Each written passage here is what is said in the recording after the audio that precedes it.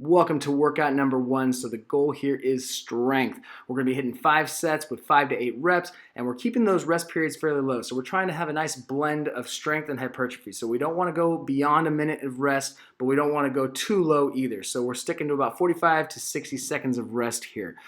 This is going to, again, elicit the best amount of growth hormone that's going to help you get stronger, help you put some size on, but also keep you athletic. So we're not just focusing on pure strength here. So we're going through these 4 movements. 3 of the movements are going to be movement based, so 5 to 8 reps, and then the push-up hold is going to be all about structural integrity, so we're going to be holding for 30 seconds per arm. So go through the circuit, make sure you're hitting those reps. If it's too heavy, go down in weight. If it's too light, bump up the weight. Let's make sure we get through this and put as much effort into it. So let's get started. First movement is going to be a double clean snatch with a press. So what I like about the double clean snatch, where one bell comes all the way up and one bell only comes to the clean, is not only do you get the strengthening benefits of double bell work, you also get the neurological benefits of having to understand how much output you need to clean one bell and snatch the other, and especially as you alternate these. So I've noticed that this has given me a lot of strength, built some gains, and it doesn't require super heavy bells, which is always a plus. Next up, we have a double racked alternating back lunge, and with this back lunge, I like it. It's just a little bit easier on the knees. So as that momentum is coming back, it puts a little bit more focus on the glutes and the hamstrings. Now with that double rack position, that does intensify things and makes it much tougher on the trunk and definitely on the lower back. So we want to be extremely cautious as we go through this movement. So ideally you'd be holding each arm for 30 seconds, but if you don't have the upper body strength for that, here's a variation that'll help you. Just hold for 3 to 5 seconds for the entire time, so either 30 to 45 to 60 second increments, but try to stay there the entire time. So that'll still build some strength, but make it a little easier.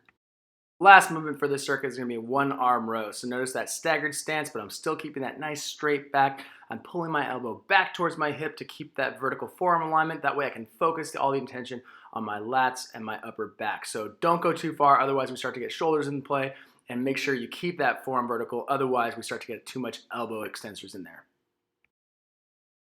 Once we're done with the first block, we're going to move on to the last block of this session, which is going to be a density round. And what I like about density rounds is this allows us to work on form on particular movement patterns, and it also allows us to add some volume. So this is going to be our conditioning circuit, but we're going to be strategic about this. So we're going to be going through 3 different movements here and going through those movements with the prescribed reps for as many sets, clean sets I should say, as you can. So let's get started. Arches are great because this allows you to focus on that trunk stability while still holding those bells in that nice position. So bringing your knee as high as you can, contracting your core as much as you can, get the most from this movement, and go as heavy as you can without breaking that vertical alignment. Alternating shoulder rotations are going to allow us to play with our shoulder through different ranges. So the shoulder is the most mobile joint, but we've rarely treated it as such. We always do things in the same planes: horizontal push, horizontal press, etc. So this is going to allow us to find that strength while still being in a compromised position, but maintaining that scapular control and making sure that we keep that thoracic extension so we don't round under the pressure of the bells. This is possibly my favorite swing variation because it feels the most athletic. It allows us to get some fairly unilateral work, so single side only, but it also helps us understand that rotation and where that power comes from. In this case, it comes from the trunk, it comes from the glutes, but it also comes from our connection to the ground. So that's why we have one foot off the ground as we rotate. Make sure don't overly rotate and don't try to look back behind you too far, but focus on that opposite glute firing a little bit faster than the other one.